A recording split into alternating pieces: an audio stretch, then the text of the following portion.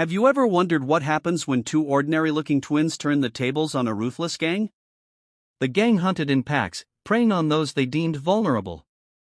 Their eyes landed on two black men, twins, nearly identical, standing side by side. To the gang, they looked like easy prey, just another chance to assert dominance. But what they couldn't see was the years of shared battles, the discipline and chemistry forged in some of the most dangerous corners of the world. The twins weren't just bonded by blood, they were trained to move as one, to endure, and to fight with precision. Get ready to discover the shocking twist that will leave this gang reeling. As the gang grew bolder, their taunts turning to threats, the twins' calm exteriors showed nothing of the storm brewing beneath. The men who thought they had found easy targets were about to discover how dangerous their assumptions truly were. Before we go any further, comment where in the world you are watching from, and make sure to subscribe to Dark Threads. The dim glow of streetlights flickered over the quiet neighborhood as Jason and Jordan Reed walked side by side down the cracked pavement. They moved in unison, their strides naturally synchronized, a trait honed from years of working together in high-stakes military operations. Though they traded battlefields for civilian life, their sharp eyes and guarded expressions betrayed a readiness to act at a moment's notice. "I still don't see why you dragged me out here," Jordan muttered, shifting the gym bag slung over his shoulder. "I had plans tonight, you know." Jason smirked. "What plans? Watching old fight tapes?" "Your predictable, little brother, by 6 minutes." Jordan shot back, rolling his eyes.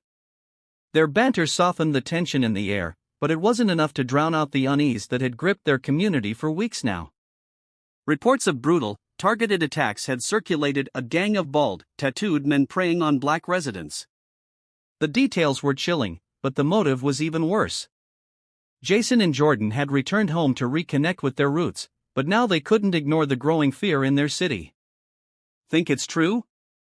Jordan asked, his voice quieter now. "The whole bounty thing?" Jason nodded grimly. "Maria wouldn't have called me if it wasn't. She said it's organized, bigger than we think." Before Jordan could respond, a faint sound caught their attention, a low murmur of voices followed by the scrape of boots on asphalt. The twins instinctively slowed their pace, their senses sharp. "You hear that?" Jason asked, his tone shifting to the clipped precision of a soldier. Jordan nodded, his eyes scanning the shadows. "Yeah, we've got company." From an alleyway ahead, a group of men emerged, their faces lit by the pale streetlights. Bald heads glinted, and inked skin stretched over muscle. One of them, taller than the rest, stepped forward with a twisted grin. "Well, look at what we've got here," the leader drawled, his voice dripping with venom. "Two for the price of one." The gang spread out, cutting off the twins' path. The air grew heavier as tension crackled like a live wire. Jason and Jordan exchanged a glance, a silent agreement. "Guess we're not making it home on time," Jason muttered. "Wouldn't want it any other way," Jordan replied, his fists clenching. The gang spread out in a semicircle, their movements deliberate as they closed in. Each man bore the same unmistakable look: shaved heads, tattoos etched into skin like roadmaps of violence. At the center stood the leader, taller and broader than the others, his arms crossed over his chest, a snake coiled across his neck, its head poised to strike just above his collarbone. "Lucky night for you boys," the leader sneered, his grin widening. "We only need one of you. Boss is paying for a beating, not a massacre. So here's how it's going to work: you two decide who's staying, and the other can walk away easy, right?" Jason and Jordan didn't flinch. "Yeah, real easy," Jason replied, his voice steady. He stepped forward, his eyes locking onto the leader's. "You can take your offer and shove it." The gang chuckled darkly, their amusement underpinned by malice. Jordan tilted his head, his gaze scanning the group. "Let me guess, big man here's the one who counts to 10 for the rest of you, huh?" The laughter stopped. The leader's grin faded, replaced by a scowl. "Funny guy, huh? You won't be laughing when we're done with you." The man to his right, a wiry figure with flames tattooed across his arms, spoke up, his voice dripping with venom. "Ain't nobody getting out of this looking pretty. But hey, maybe y'all are used to being stepped on, that's what your kind does best, right?" Jordan's jaw tightened. He took a step forward, but Jason's arm shot out, barring his path. "Don't," Jason said quietly. Jordan's eyes burned, but he obeyed, taking a slow breath. Jason turned his attention back to the leader, his tone ice cold. You think you're in charge here? You've got numbers, you've got muscles, but you don't have what we have. The leader chuckled, spreading his arms theatrically. And what's that, huh? A good sob story? Maybe some prayers? No, Jason said, his voice low. Training, discipline, and a hell of a lot more fight than you'll ever have. The gang shifted uneasily, their bravado faltering for a split second before the leader barked out a laugh. Big talk, but it won't mean a damn thing when you're both bleeding on the ground. The man with the flame tattoos leaned in, grinning, still waiting for you to pick, boys. Who's the brave one, and who's the coward? Jordan's lips curled into a smirk, his tone laced with mockery. How about you pick? Start with me. I promise it'll be the worst mistake you've ever made. The gang leader's eyes narrowed, his pride clearly stung. He pointed at Jordan. Fine, you're up first. And when I'm done with you, your brother can crawl back to whatever hole you two came out of. Jason stepped in front of Jordan, his fists clenched. If you want him, you'll have to go through me first. The gang erupted in laughter, but it was hollow now, a forced sound meant to mask their growing unease. Oh, this is going to be fun, the leader said, cracking his knuckles. 2-for-1 special. Let's see what you've got. The twins exchanged a look, years of unspoken communication passing between them in an instant. They knew this wasn't just about them anymore. These men weren't here for a random scuffle, they were predators emboldened by the promise of money and the sick thrill of hatred. Walking away wasn't an option, not tonight. Jason took a slow breath, steadying himself. Jordan, you ready? Born ready, Jordan replied, his tone light but his stance already shifting into a combat position. The leader grinned, gesturing to his crew. Get him. The gang surged forward, and the night erupted into chaos. The first man charged, fists swinging wildly, but Jason sidestepped with practiced ease, landing a sharp elbow to the side of his attacker's head. The man crumpled, groaning as he hit the ground. Another rushed Jordan, aiming a heavy punch at his ribs, but Jordan ducked low, driving his shoulder into the man's stomach and sending him sprawling onto the pavement. Is this all you've got? Jordan taunted, straightening up as the remaining gang members hesitated. The leader's grin faltered as he glanced at the two fallen men. Get up, he barked, but neither moved, groaning in pain. Jason turned his sharp gaze to the rest of the group, his voice calm but commanding. You might want to rethink this. We're not like the others you've gone after. One of the gang members, a younger man with a nervous look in his eyes, shifted uncomfortably. Who the hell are you? He demanded, his voice wavering. Jason took a step forward, his imposing presence making the man flinch. The question isn't who we are. It's why you're so eager to throw yourselves into a fight you can't win. The leader stepped in, his face twisted in anger. Shut up, he snapped at his crew. They're just two guys. You scared of a couple of? Jason cut him off, his tone steely. Two guys who just took down two of yours in under a minute. You sure you want to keep going? The group hesitated, exchanging uncertain glances. The tension hung heavy in the air until the leader growled and shoved one of the men forward. Don't just stand there, get them. But the man didn't move. Instead, he pointed at the twins, his voice trembling. They're not normal, boss. Did you see how fast they moved? They're just freaks. The leader snapped, his tone dripping with venom. Doesn't matter how fast they are. We're taking back this town, one undesirable at a time. Jordan's jaw tightened, his fists clenching as he took a step forward. Undesirable, he spat. That's what this is about? You think you get to decide who belongs here? The leader smirked, crossing his arms. Damn right we do. This town used to be clean, used to have respect. Now it's crawling with your kind, taking up space, lowering property values. So yeah, we're cleaning up, starting with you too. Jordan took another step forward, but Jason's hand shot out, gripping his brother's shoulder. Don't, Jason said softly, though his eyes never left the leader. Let him talk. You're pathetic, Jason said, his voice low and even, hiding behind numbers, behind hate. You think you're doing something noble? You're nothing but cowards. The leader's grin twisted into a snarl. Cowards? You've got a big mouth for someone who's outnumbered. Jason raised an eyebrow, gesturing to the two unconscious men on the ground. Outnumbered?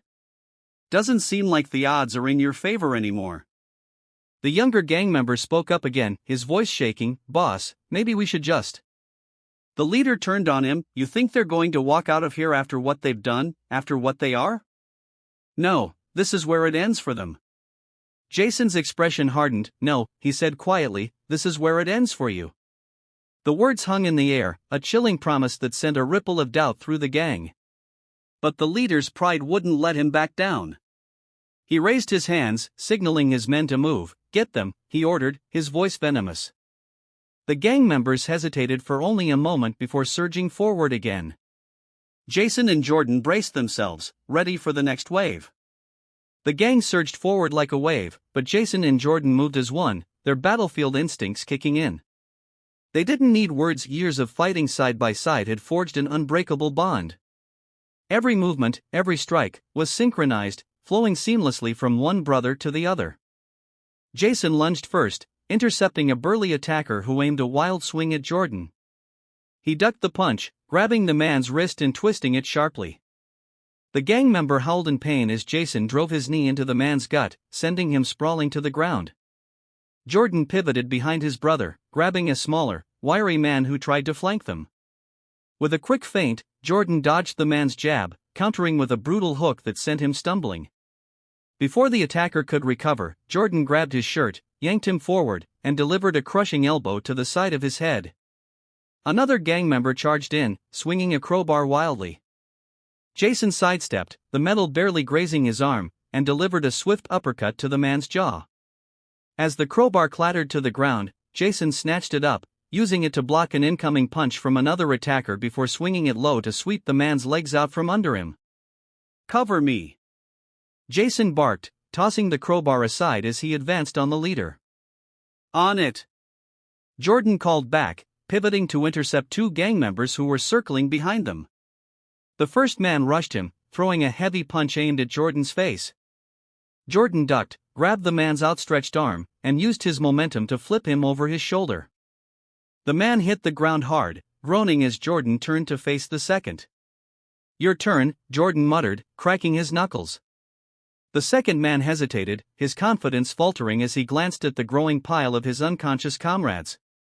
"What's the matter?" Jordan taunted, "Losing your nerve?" The man growled, charging in with a flurry of punches. Jordan blocked each one with ease, his movements calculated and precise. He let the attacker tire himself out before landing a devastating right hook that sent the man crumpling to the pavement.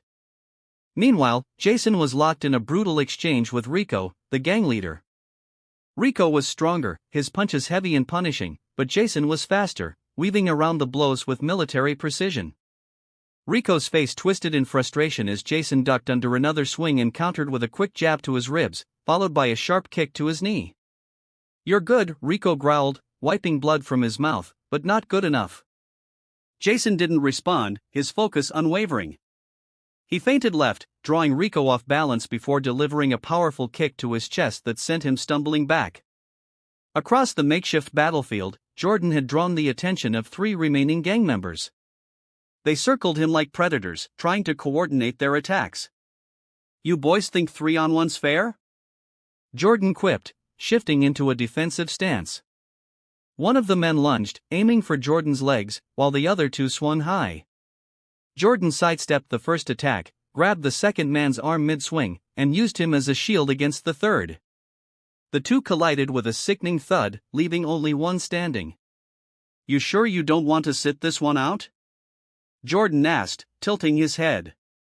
The remaining man snarled, rushing forward, but Jordan was ready. He ducked low, swept the man's legs out from under him, and finished with a knee to his chest. Jason and Jordan regrouped, standing back to back as the remaining gang members hesitated, their confidence shattered. "You've got nothing left," Jason said, his voice cold. "Walk away while you can." Rico spat on the ground, his face twisted with rage. "This ain't over," he snarled, "not by a long shot."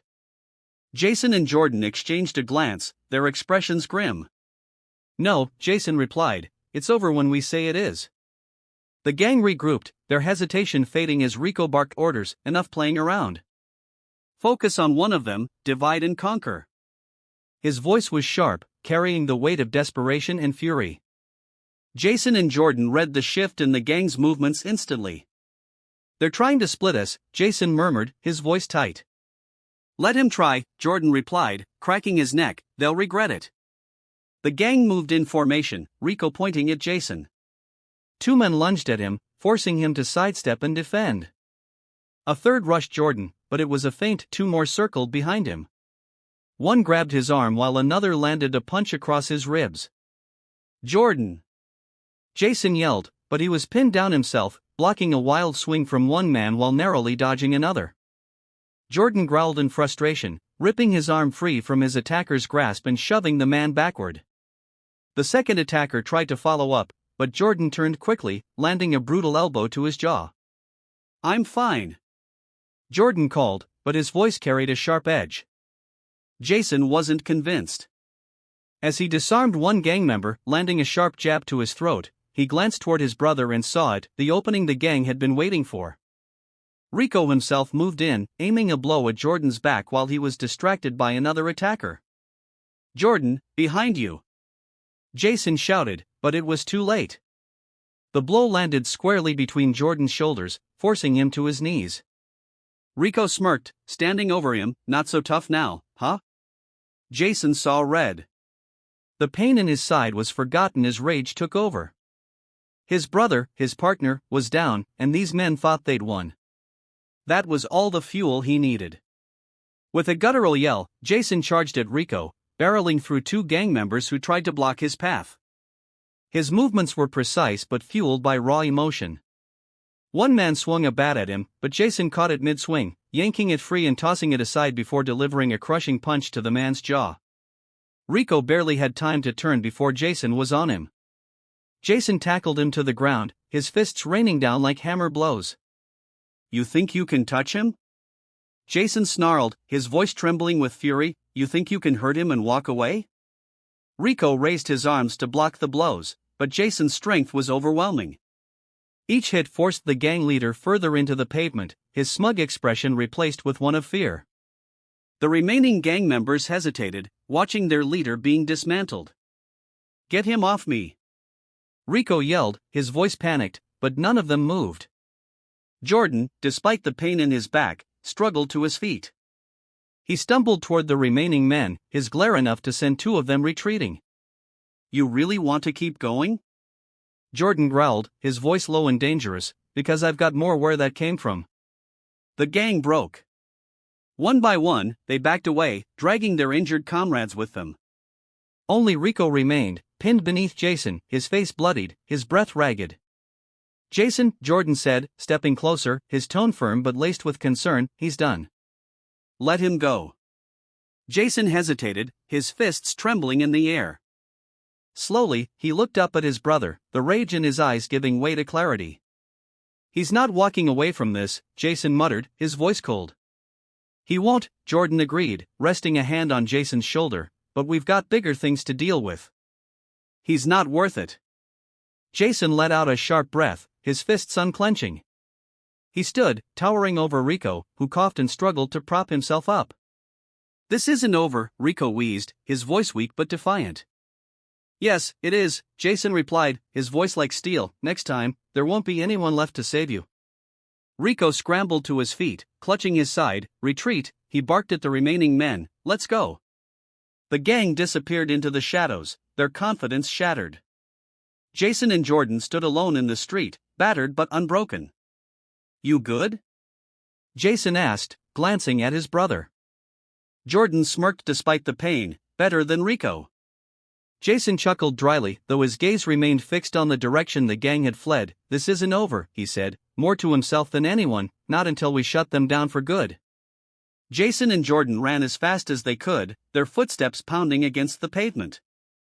The shadows of the quiet streets stretched long and jagged under flickering streetlights. Jason clutched his side, his breath coming in ragged gasps, but he pushed through the pain, focused on putting as much distance between them and the gang as possible.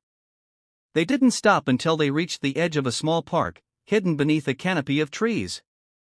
Jason leaned heavily against one of the trunks while Jordan paced in tight circles, his fists clenched and his jaw tight. "What the hell just happened back there?" Jordan demanded, his voice sharp and edged with anger. Jason, still catching his breath, shook his head. We got targeted, plain and simple. He pressed a hand to his ribs, wincing. This wasn't random, Jordan.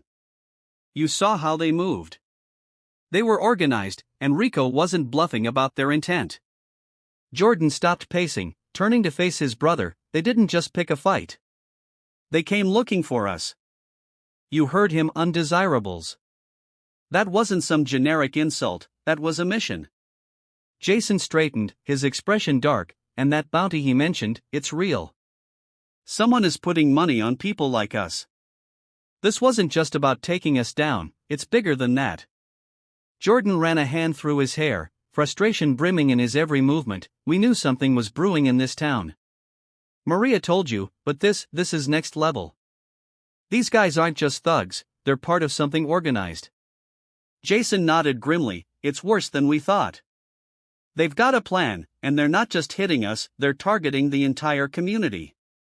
Jordan let out a bitter laugh, pacing again, and for what? Some sick power trip? That whole taking back the town nonsense. Who are these guys? Jason's eyes narrowed as he thought back to the fight. Rico's not the mastermind. He's just muscle. Someone else is funding this, someone with a lot of money and influence. And if we don't stop it, they're going to keep escalating. Jordan turned to him, his expression resolute. Then we don't let them. But we need to move fast. If they're this coordinated, they've already got a head start. Jason winced as he shifted, the pain in his ribs a harsh reminder of how close they'd come to losing. First, we need to regroup, figure out our next steps. We can't charge into this blind. Jordan nodded reluctantly. What about Maria? Think she knows more than she told you? She might, Jason replied, and if she doesn't, we'll make sure she finds out. She's got the connections we need to figure out who's really behind this. Jordan crossed his arms, glancing toward the distant lights of the city. Do you think this bounty thing is citywide, or is it bigger than that? Jason's face hardened. If it's happening here, it's happening somewhere else too. But right now, we need to focus on stopping it here. Every minute we wait, someone else could be next. Jordan exhaled sharply, his gaze darkening. We've seen this kind of thing before, haven't we? Back overseas, people being targeted, communities torn apart. And now it's here. Jason met his brother's gaze, his voice steady despite the storm building inside him. Yeah, but this time, we're not soldiers following orders. We're the ones calling the shots.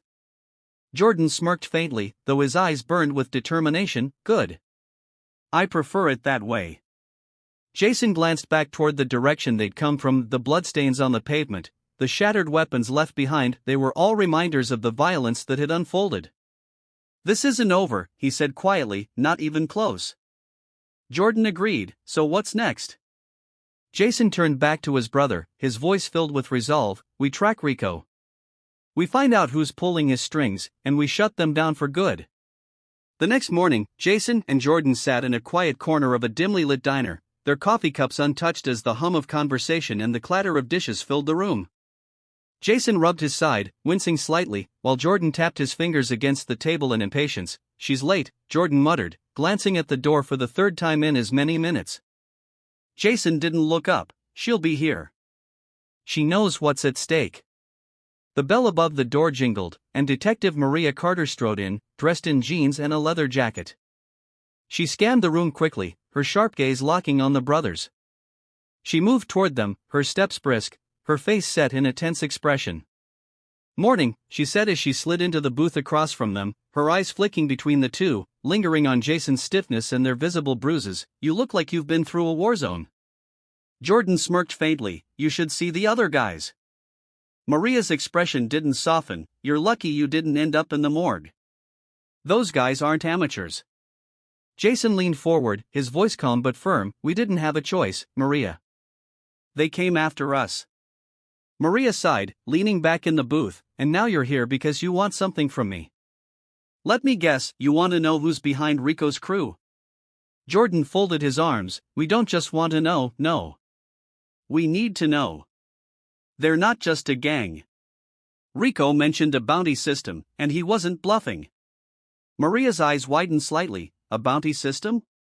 Jason nodded. They're targeting specific people like us. Rico called it cleaning up the town. This isn't just random violence, it's organized and it's funded. Maria exhaled slowly, her face darkening. That explains a lot. I'd been tracking similar incidents for weeks: attacks on families, vandalized businesses, people getting forced out of neighborhoods. I knew it was coordinated, but I couldn't connect the dots. A bounty system, she shook her head. This is worse than I thought. Jordan leaned forward, his voice sharp. So why isn't anyone doing anything about it? Maria hesitated, glancing around the diner before speaking in a low tone. You really want to know? It's a mix of incompetence, apathy, and lack of resources. Half the department doesn't care because it's not happening in their neighborhoods. The other half cares but doesn't have the funding to do anything about it. And the higher-ups, they're too worried about stirring up political backlash to touch something like this. Jason's jaw tightened, his voice cold. So they're just going to let it happen? Maria leaned forward, her voice hard. I'm not letting it happen. That's why I'm here. But if I push too hard without solid proof, I'll get shut down faster than you can blink. That's how this works. Jordan shook his head, his frustration evident. Meanwhile, people are getting hurt or worse, and these guys are walking around with bounties in their pockets like it's open season. Maria's expression softened slightly. That's why we need to be smart about this. If you go after Rico without a plan, you're just going to make things worse for yourselves and everyone else. Jason nodded slowly. We get it, but Rico's the key. He's the connection between the gang and whoever's pulling the strings. If we can get to him, we can start unraveling this. Maria hesitated, then sighed. All right. I'll dig into Rico's known associates and see what I can find. But you need to promise me you won't do anything reckless in the meantime. Jordan smirked faintly. No promises. Maria rolled her eyes but pulled a folded piece of paper from her pocket and slid it across the table. What's this? Jason asked, picking it up. An address, Maria replied. It's a known hangout for Rico's crew. I was planning to check it out myself, but I figure you'd rather handle it your way. Jason studied the paper, nodding. This is a good start. Maria stood, her gaze steady. Be careful. These guys aren't just street thugs, they've got backing and they've got numbers. Jason met her eyes. We'll be careful, but we're not backing down. Maria hesitated, then gave a small nod. I'll call if I find anything else. Just don't make me regret this. As she left, Jordan glanced at his brother, a spark of determination in his eyes. This is it. We've got our lead. Jason folded the paper and slipped it into his pocket. Now we find Rico, and this time, he doesn't walk away. Jason and Jordan parked a few blocks away from the address Maria had given them. The location wasn't what they expected, a rundown bar tucked between a laundromat and a pawn shop in a busy part of town. From the outside, it looked ordinary enough, but the faint smell of stale beer and cigarette smoke wafting from the entrance suggested it was a haven for people who didn't want to be noticed. The brothers walked casually down the street, blending into the mid-afternoon crowd. Jason's eyes swept the area, his military instincts kicking in. The bar's windows were tinted, offering little visibility inside, but the faint silhouettes of figures moving behind them hinted at activity. Public place, Jordan muttered under his breath. Smart. They can blend in and keep an eye on anyone snooping around. Jason nodded, his expression neutral. Also means we need to tread carefully. One wrong move, and this whole block could turn into a powder keg. They reached the bar and paused just outside. Jason adjusted his jacket subtly, ensuring the small concealed recorder in his pocket was secure. Jordan took a deep breath, straightening his posture and letting his natural confidence take over. You ready for this? Jason asked quietly. Jordan gave him a faint smirk. Always. They pushed the door open, stepping into the dimly lit space. The room was exactly what they expected: sticky floors, a jukebox humming faintly in the corner, and a scattering of patrons hunched over drinks at mismatched tables. At the far end of the bar, a group of men sat clustered together, their laughter harsh and grating. Jason and Jordan exchanged a glance, then moved to an empty table near the corner. They sat with their backs to the wall, giving them a clear view of the room.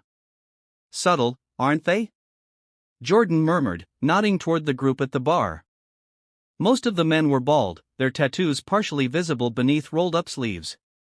Their conversation was low, but every now and then, bursts of crude laughter carried across the room. Jason didn't reply, his attention fixed on the group. His trained eye picked up on the way they positioned themselves, backs to the wall, eyes constantly scanning the room. They were cautious, clearly used to trouble.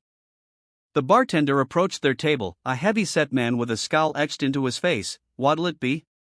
"Just a couple of beers," Jason said, keeping his tone casual. The bartender grunted and shuffled off. Jordan leaned in slightly, lowering his voice. "This place is crawling with them.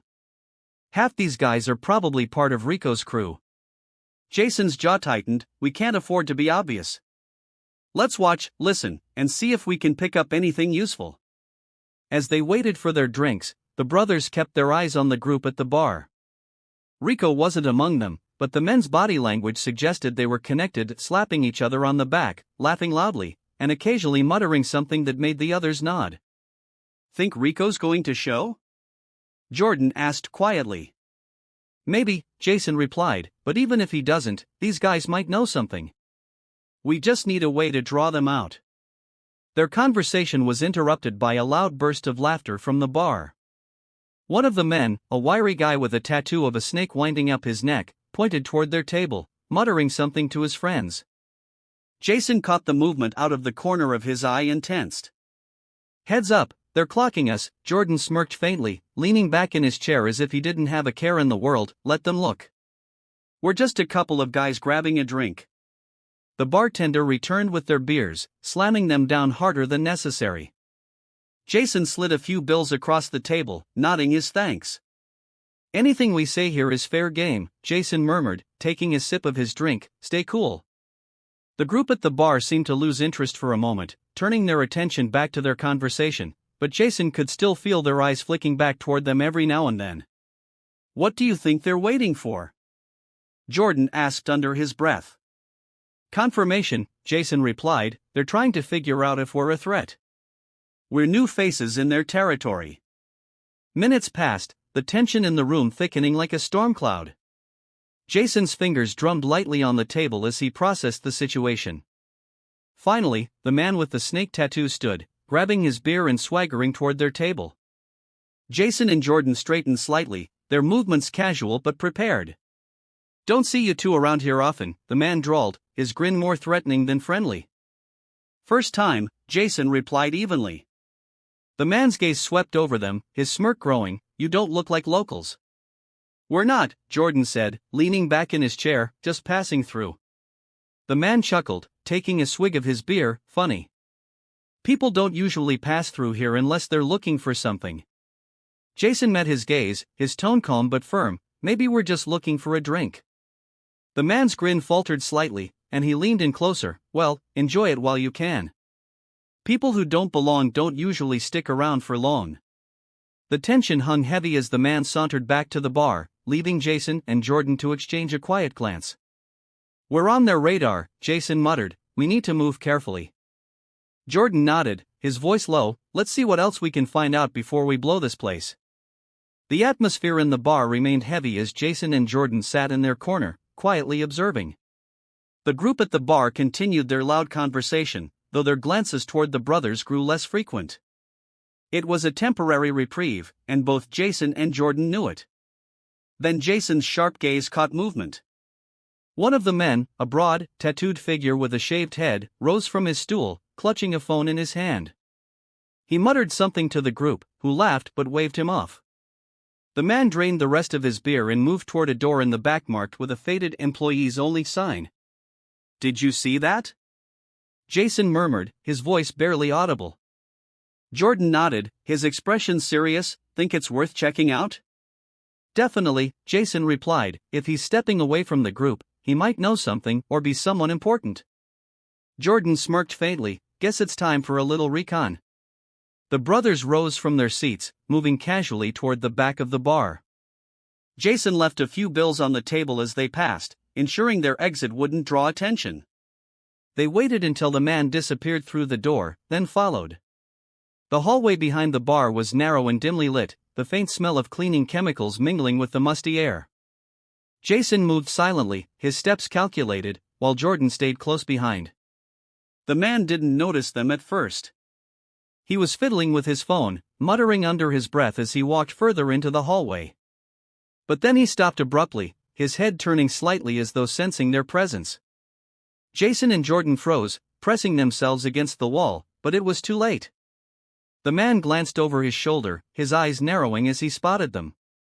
"Hey," he barked, his voice sharp with suspicion, "what do you think you're doing back here?" Jason didn't answer. He stepped forward, his movements quick but deliberate. The man's suspicion turned to panic. "Wait, hold on." Before he could finish, Jason closed the distance between them, grabbing the man's wrist and twisting it behind his back. The phone clattered to the ground as Jordan stepped in, clamping a hand over the man's mouth to muffle his protests. "Quiet," Jason hissed, his voice low and commanding, "you don't want to make this worse for yourself." The man thrashed, but Jason's grip was ironclad. Jordan pressed him against the wall, his tone laced with mockery. "Not so tough without your buddies, huh?" The man's eyes darted wildly between the brothers, his muffled protests growing frantic. Jason glanced down the hall, ensuring they hadn't drawn attention, then motioned for Jordan to follow. "Backroom," Jason said quietly, nodding toward a door at the end of the hallway. Together, they maneuvered the struggling man into the room, shutting the door behind them. It was a storage closet, cluttered with crates of beer and cleaning supplies. The dim bulb overhead cast flickering shadows, adding to the tense atmosphere. Jordan let go of the man's mouth, but Jason kept his arm pinned. "Start talking," Jason demanded, his voice cold. The man winced, his face pale. "I don't know what you want, I swear." "Wrong answer," Jordan interrupted, stepping closer, his imposing frame looming over the man. "You're a part of Rico's crew, right? We know what you're up to, and we're not leaving until you give us something useful." The man shook his head frantically. "I don't know anything.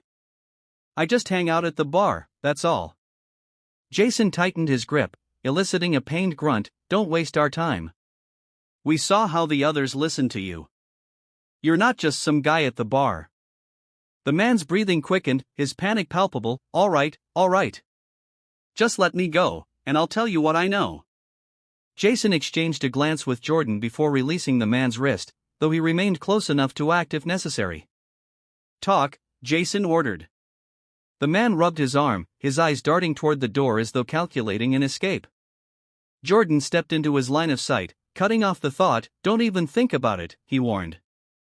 The man swallowed hard, his voice trembling. Okay.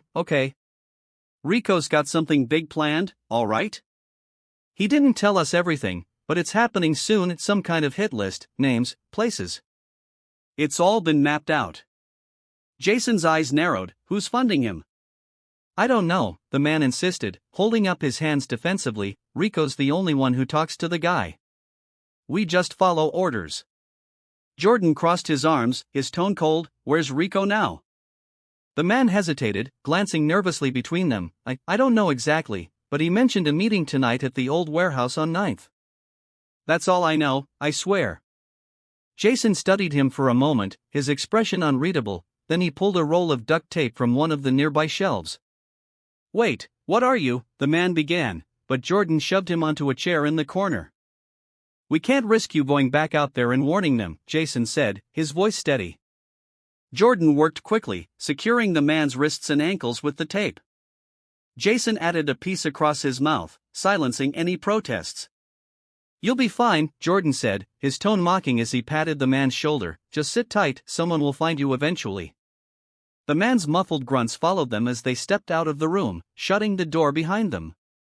Jason glanced at Jordan. "Let's move. We've got our lead." Jordan nodded. Warehouse on 9th, time to pay Rico a visit. Jason and Jordan drove home in silence, the weight of their next steps heavy between them. The information they had from the man at the bar was valuable, but it painted a grim picture. Rico was planning something big, and the stakes were higher than ever.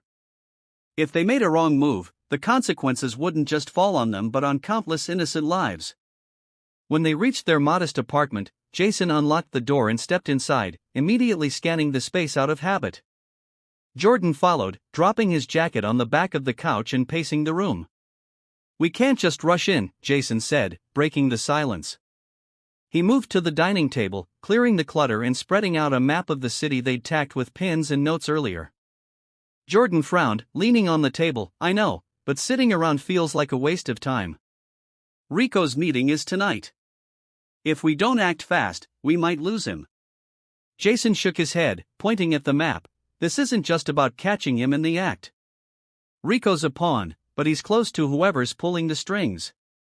If we rush in and take him out, we lose any chance of exposing the bigger operation. We need a plan to isolate him, take the gang down, and get him talking.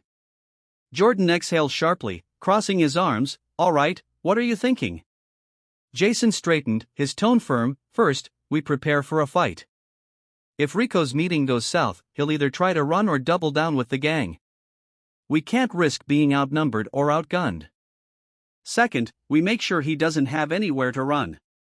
We'll tip off Maria and the police, but we need to make sure they're ready to move when we give them the signal. Jordan smirked. So we get Rico cornered, cut him off from his crew, and make him spill his guts. Sounds easy enough. Jason shot him a look. It won't be. Rico's not an idiot, and his men are loyal, at least as long as they think they're getting paid.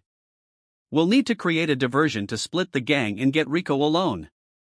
Jordan nodded, already running scenarios in his head. Okay, so how do we draw them out?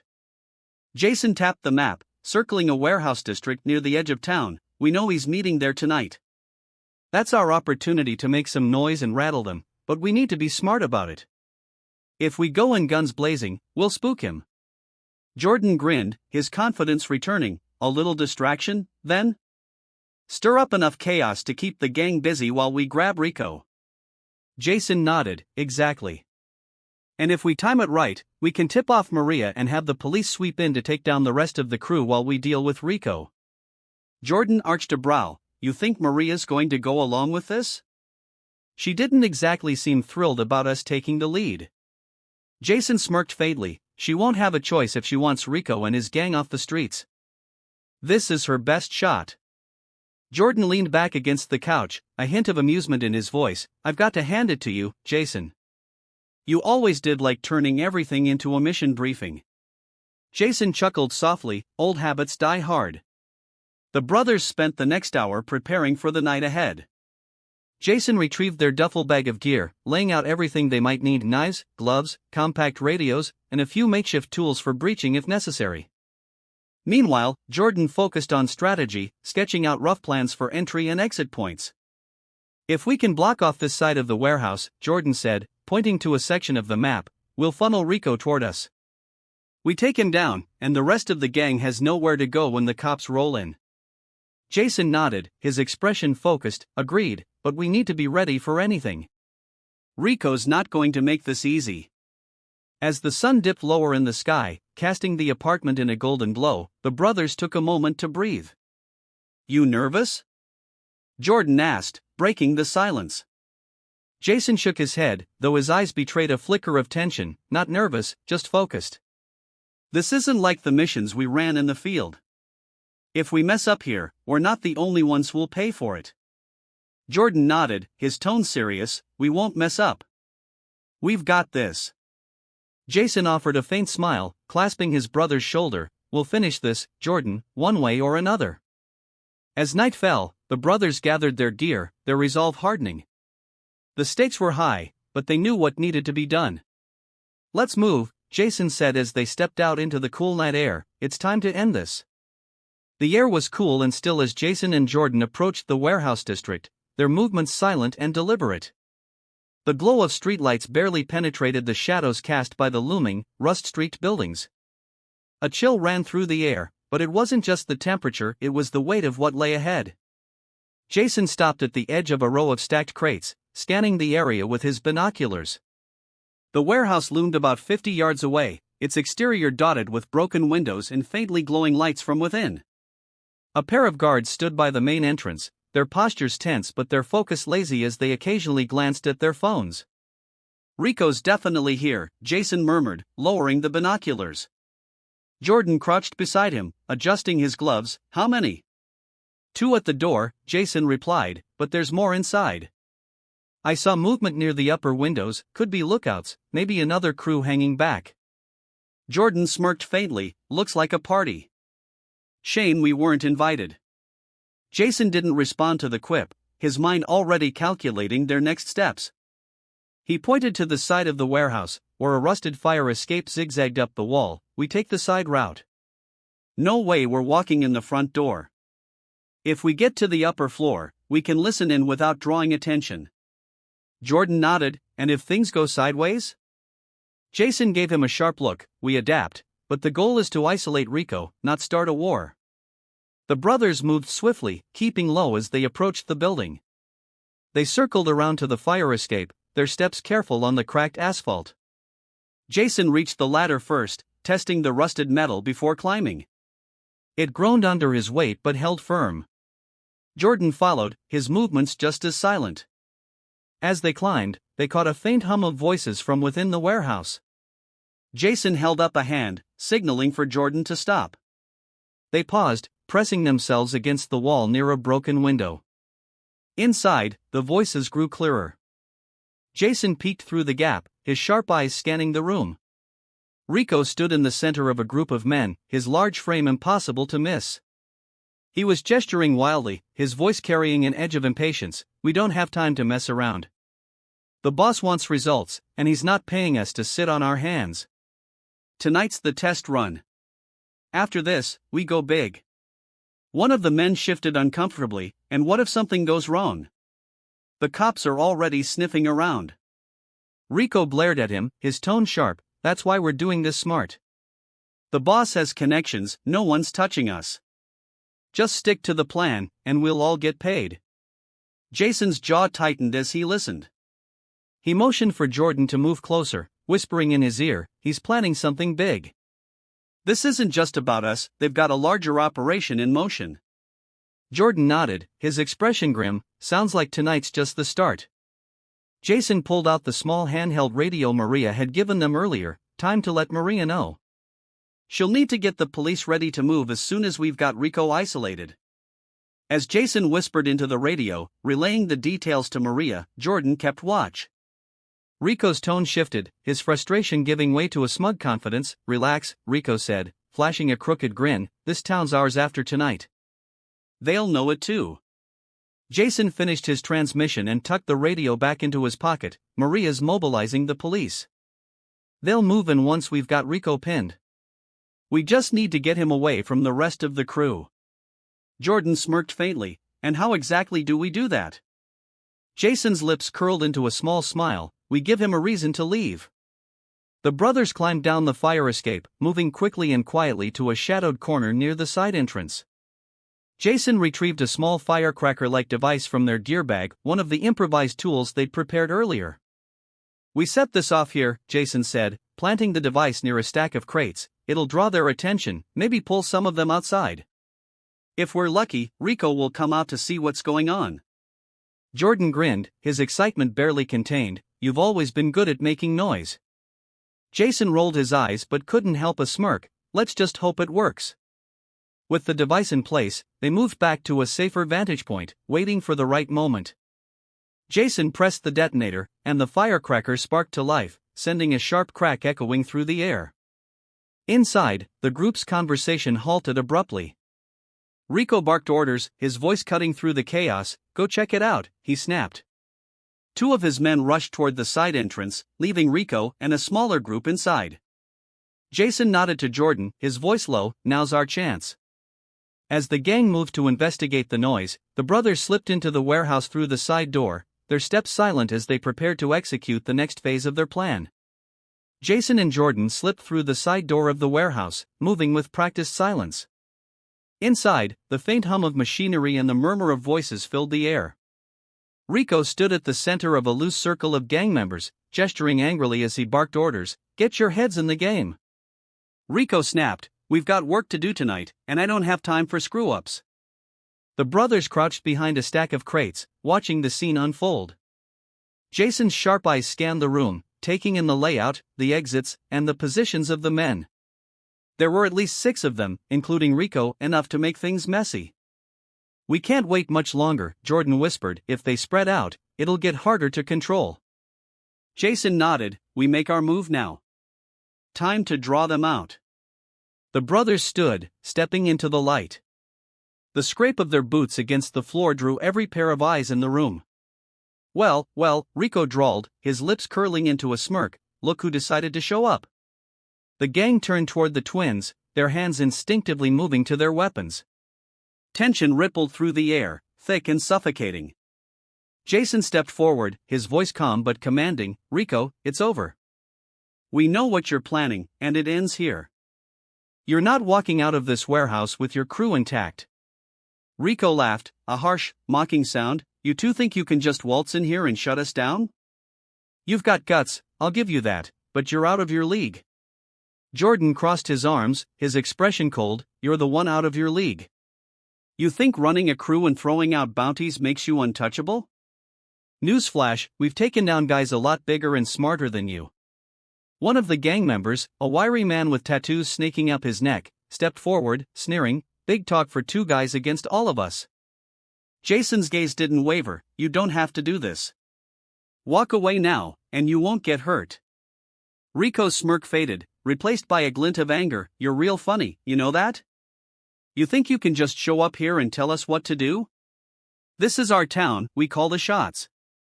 Jordan took a step closer, his tone sharp. What you're doing isn't calling the shots. It's cowardice, targeting innocent people, hiding behind numbers. That's not power, that's desperation.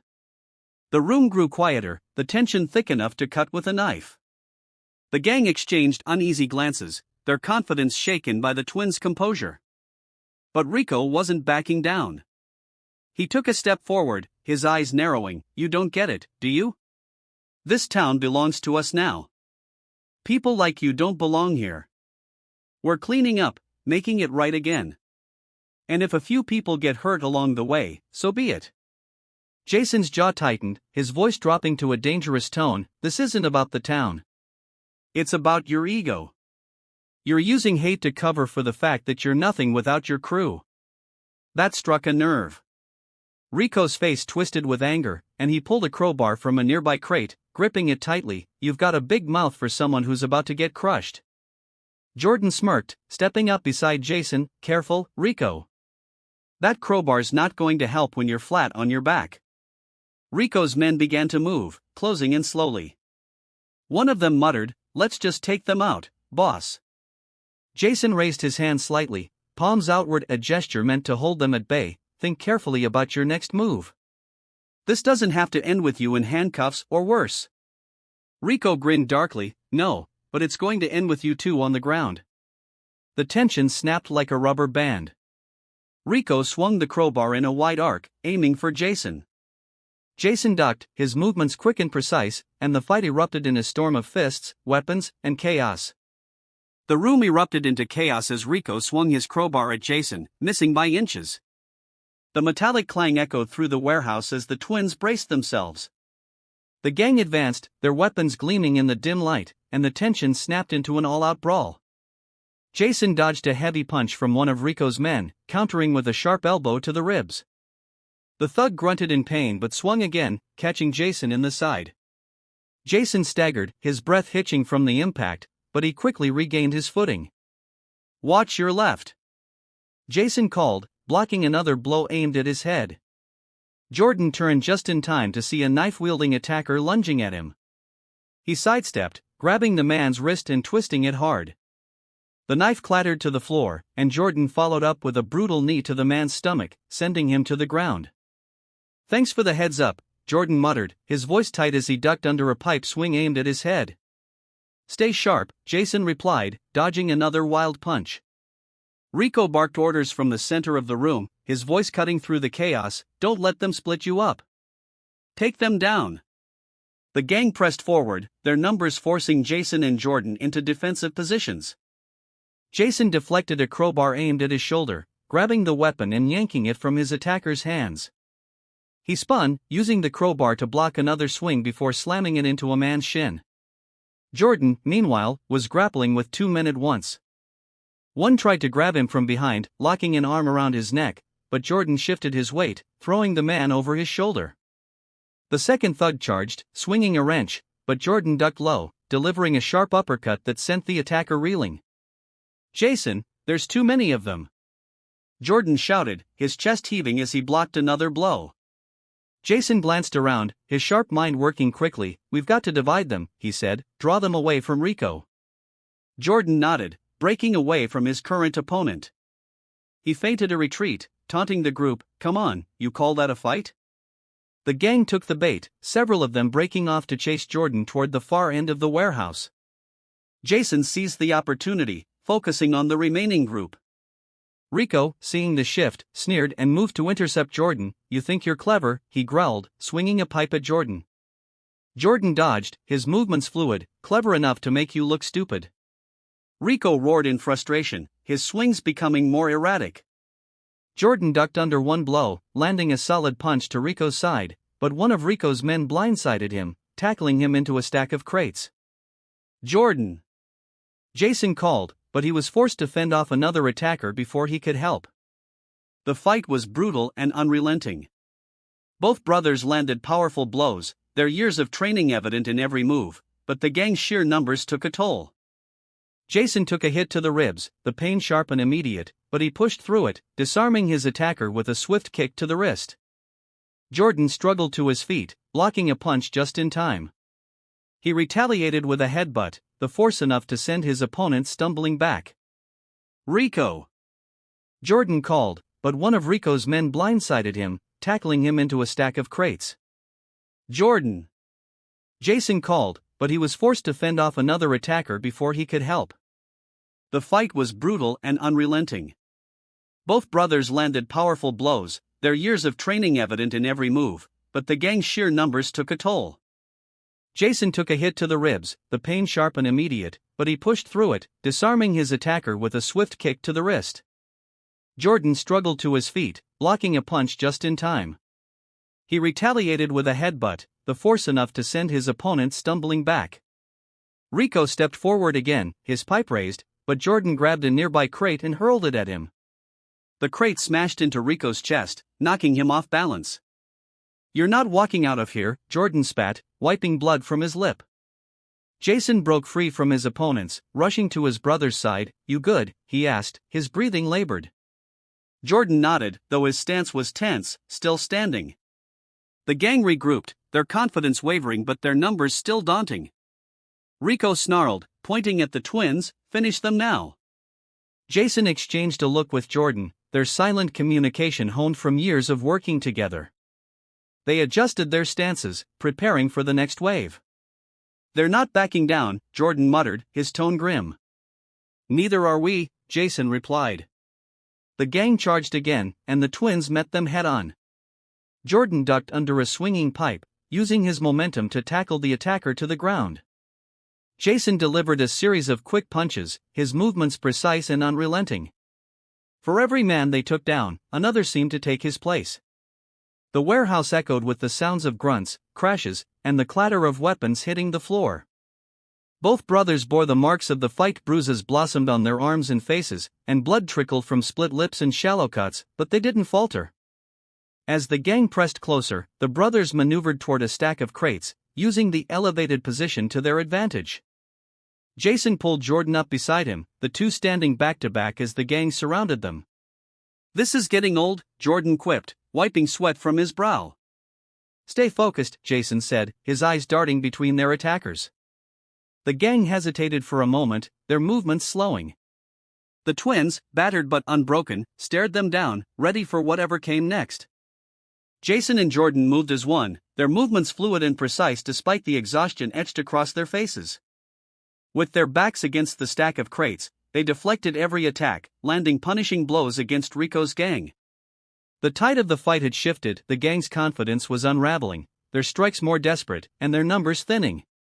Jason ducked under a crowbar swing, retaliating with a hard jab to his attacker's ribs. The man grunted, stumbling back before Jason swept his legs out from under him. Jordan, a few feet away, was locked in a grapple with two thugs. One grabbed his arm while the other swung a wrench, but Jordan twisted sharply, using his momentum to throw the first man into the second. Both collapsed in a heap. Rico watched the scene unfold, his sneer fading as more of his men hit the ground. Idiots, he shouted, stepping back toward the far wall, get it together. They're just two guys who are wiping the floor with you. Jordan shot back, his tone mocking, 2 guys who are wiping the floor with you. Rico snarled, grabbing a metal pipe from a nearby crate and charging toward Jason.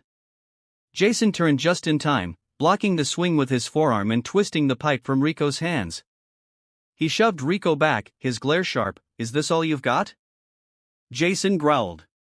Rico didn't answer, stumbling over a fallen crate as he tried to regain his footing. Boss, one of the gang members called, desperation in his voice, the cops. The faint wail of sirens grew louder, cutting through the noise of the fight. Rico's eyes darted toward the nearest exit, panic flashing across his face. Jordan caught the shift in Rico's demeanor and smirked. What's the matter, Rico? Starting to realize you're out of options? Shut up. Rico snapped, backing toward the side door. This isn't over. Jason advanced, his stance steady. It is for you. The rest of your crew is going down, and so are you. Rico's men hesitated, glancing nervously at one another.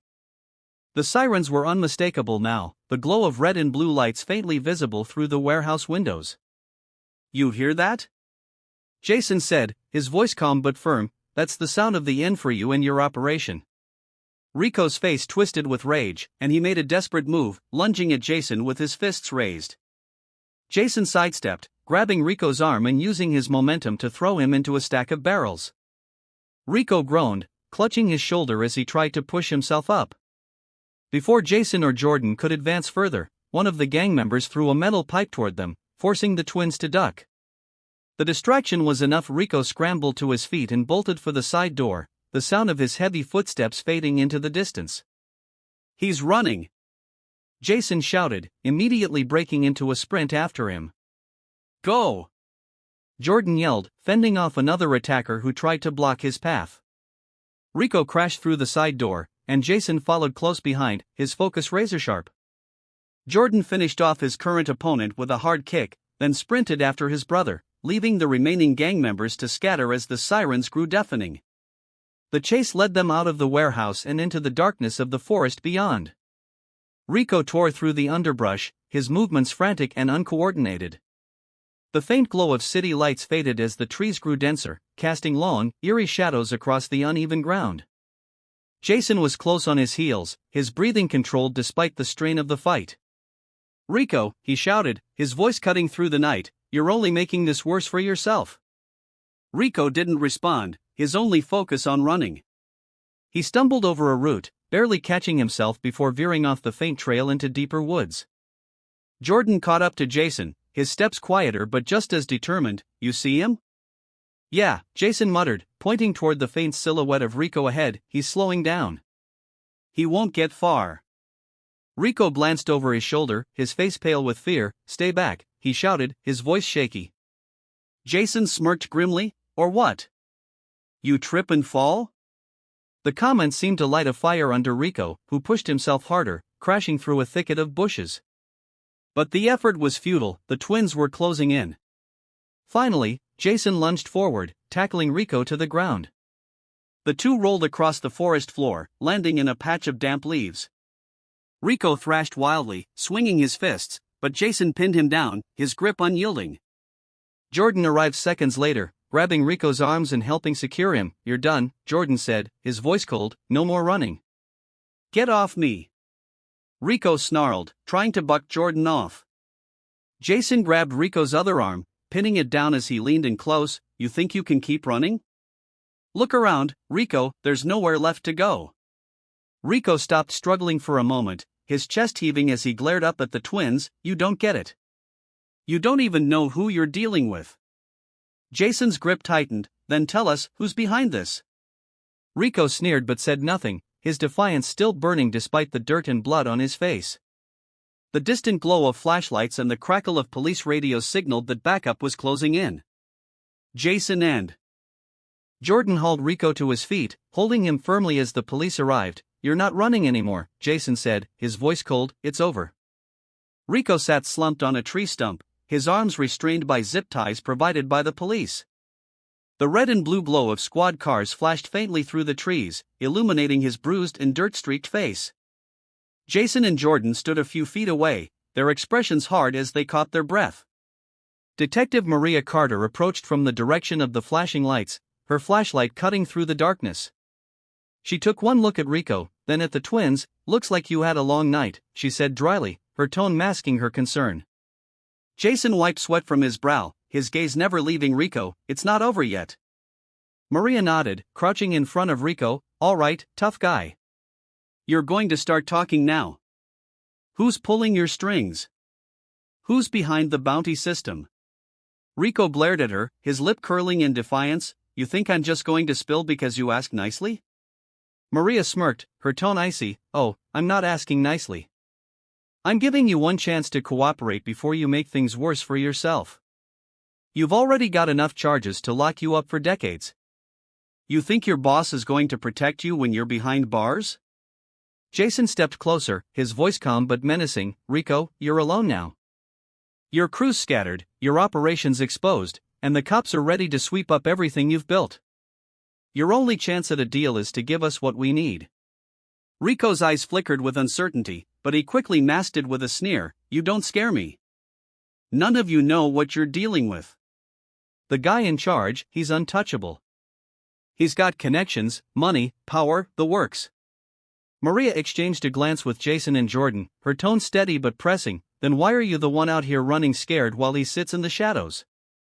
Sounds like you're expendable to him." Jordan leaned in, his voice sharp. "Think about it, Rico. The guy you're protecting doesn't care about you. He left you out here to deal with this mess while he hides. You keep covering for him, and you're the one who pays the price." Rico's jaw tightened, his bravado cracking under the weight of their words. He looked away, his chest rising and falling as he struggled with his next move. Jason stepped closer, his tone low and deliberate. "This is your last chance, Rico. You talk, or you go down as the fall guy for everything. You want to take the heat for him? Fine, but don't think for a second he's going to lift a finger to help you." Rico let out a bitter laugh, his gaze finally meeting Jason's. "You think I don't know that? You think I don't know I'm a pawn in all this?" Maria's expression softened slightly, though her voice remained firm. "Then stop being a pawn. Give us the name." For a long moment, Rico was silent, the tension in the clearing thick and oppressive. Finally, he exhaled sharply, shaking his head. "All right, fine. You want a name? I'll give you a name." Jason and Jordan exchanged a quick glance, their focus locked on Rico as he spoke. "Calhoun," Rico said, his voice low but clear. "James Calhoun. He's the one funding everything, the bounties, the operations, all of it." Maria's brow furrowed. "James Calhoun, the real estate magnate?" Rico nodded, his lips curling into a bitter smile. "The very same. Guy's got half the city in his pocket. He's been buying up properties, driving out undesirables. And when the law didn't move fast enough for him, he paid us to speed things up." Jason's fists clenched at his sides, his voice tight with anger. "And the bounties, those were his idea too?" Rico nodded. "Yeah. Said it was the most efficient way to clean up the neighborhoods. He offered big payouts for anyone who could remove the problem. You two just unlucky enough to end up on the list." Maria stood, her expression grim. "If Calhoun's behind this, we're going to need more than your word." "Where's the proof?" Rico hesitated, his defiance resurfacing. "You think I'm stupid enough to keep records? Calhoun's too smart for that. But there's one place you might find something." Jason stepped closer, his tone sharp. "Where?" Rico sighed heavily, his shoulders slumping. "He's got a property outside of town, a private retreat. It's where he holds his meetings, keeps his documents. If you're looking for evidence, that's your best shot." Maria nodded, already reaching for her radio. "We'll take it from here." "Rico, you're done. And if you're lying, I'll make sure you never see daylight again." As the officers moved in to take Rico away, Jason and Jordan stood side by side, their expressions grim. "This isn't over," Jason said quietly, "not by a long shot." Jordan replied, his gaze fixed on the distant glow of the city lights. The twins sat at the dining table in their modest apartment, a detailed map of the area spread out before them. Jason leaned forward, tracing his finger over a marked section just outside the city, a sprawling property surrounded by dense woods. Jordan stood nearby, arms crossed, his expression grim. "This is it," Jason said, his voice steady but laced with tension, "Calhoun's retreat." If Rico is telling the truth, the evidence we need is in there. Jordan nodded, his jaw tightening. "Makes sense. A guy like Calhoun isn't stupid enough to leave a paper trail anywhere public. A private estate is exactly where he'd keep his secrets." Jason glanced up at his brother, "But it also means getting in won't be easy. A place like this, it's probably got private security, cameras, maybe even motion sensors.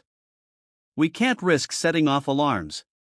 Jordan smirked faintly, though there was little humor in it. "So we sneak in, grab what we need, and get out before anyone knows we're there, just like old times." Jason sat back, his expression serious. "It's not a military op, Jordan. We can't just storm in. If we're caught, not only do we lose the evidence, but we tip Calhoun off. He'll bury everything before the police can make a move." Jordan rubbed the back of his neck, letting out a long breath. "All right, so what's the plan?" Jason tapped the map again, pointing to the northern edge of the property. "The main road leads directly to the front gate, heavily monitored, no doubt. But there's a service entrance here, hidden by the tree line. It's our best shot at getting in unnoticed." Jordan crouched beside him, studying the map. "And once we're inside?" Jason pulled a second piece of paper closer, a crude layout of the estate sketched from aerial photos. "The main house is here, at the center. According to Rico, Calhoun has a private office on the second floor. That's where we'll find the files, if they exist." Jordan's brow furrowed. "And what about security inside?" Jason shook his head. "We have to assume the worst: cameras, guards, maybe even dogs." "But we're not going in blind." He pushed a small duffel bag across the table, unzipping it to reveal their gear: night vision goggles, lockpicking tools, gloves, and a pair of compact flash drives. "We use these to copy whatever files we find and get out as fast as possible." Jordan picked up one of the drives, turning it over in his hand. "And then we take this straight to Maria?" Jason nodded. "It's the only way. If we give this to her, the police can raid the place with a warrant. But without evidence, they can't touch Calhoun. This is all or nothing." Jordan leaned back, his expression thoughtful. "You realize we're on our own for this, right? No backup, no safety net." "If something goes wrong, it won't," Jason said firmly. "We've done this before. We can do it again." Jordan chuckled softly, shaking his head. "You always were the optimist." Jason smirked. "And you always make sure I don't get too optimistic." The brothers exchanged a look, a silent understanding passing between them. They both knew the risks, but neither hesitated. This wasn't just about stopping Calhoun, it was about justice for the lives he had already destroyed and the ones he would ruin if left unchecked. The night was moonless, the sky shrouded in thick clouds that cast the world in darkness. Jason and Jordan parked their car a mile from the property, trekking through the woods with only the faint glow of a handheld GPS to guide them. The air was cold, their breaths visible in the faint light as they approached the estate. The faint outline of the main house came into view, a sprawling mansion surrounded by tall fences and floodlights.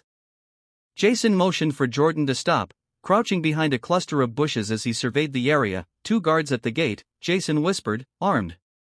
No sign of dogs yet, but that doesn't mean they're not here." Jordan nodded, his voice low. "Service entrance is to the north. Let's move."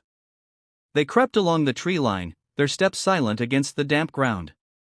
The service entrance was as expected, smaller and less conspicuous than the main gate, with only a single camera mounted above the door. Jason reached into his bag, pulling out a small device that emitted a low-frequency signal. He aimed it at the camera, disabling it temporarily. "We've got 2 minutes," Jason said, his voice barely audible. "Let's go." The door was locked, but Jordan made quick work of it with the lock-picking tools. The door clicked open, and the brothers slipped inside, their movements practiced and efficient. The service hallway was narrow and dimly lit, leading toward the main house. Jason motioned toward a staircase at the end of the hall. "That's our way in." They moved quickly but cautiously, their senses on high alert. The faint hum of security cameras and the occasional echo of footsteps reminded them of the stakes. At one point, they pressed themselves against the wall as a guard passed by, holding their breaths until the danger was gone. Reaching the second floor, they found the office door locked. Jason crouched, working the lock as Jordan kept watch. Moments later, the door clicked open, revealing a sleek, modern office filled with shelves of files and a high-end computer. "Jackpot," Jordan muttered, stepping inside. Jason plugged a flash drive into the computer, his fingers flying over the keyboard. "Cover me." "This will take a minute." Jordan stood by the door, listening for any sign of movement as Jason worked. The tension was palpable, every second feeling like an eternity. "Got it," Jason whispered, ejecting the drive and slipping it into his pocket. "Let's move." The office was plunged into silence, save for the faint hum of the now emptied computer. Jason tucked the flash drive securely into his jacket pocket, his gaze darting toward the door where Jordan stood guard. "Got everything we need. Time to get out." Jordan nodded, his stance tense. "Let's hope the way out's as smooth as the way in." Jason moved quickly toward the door, his steps light but deliberate. He peeked into the hallway, scanning for movement. The faint sound of footsteps echoed from somewhere down the corridor, but the path to the staircase appeared clear for now. "Let's move," Jason murmured.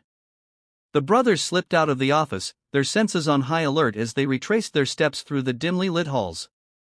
Every creak of the floorboards and flicker of the security lights felt magnified, the weight of the stolen evidence pressing heavily on their shoulders. As they descended the staircase, Jason raised a hand, signaling Jordan to stop. The faint murmur of voices drifted up from below, a pair of guards stationed near the service hallway. "Two of them," Jason whispered, crouching low, blocking the exit. Jordan frowned.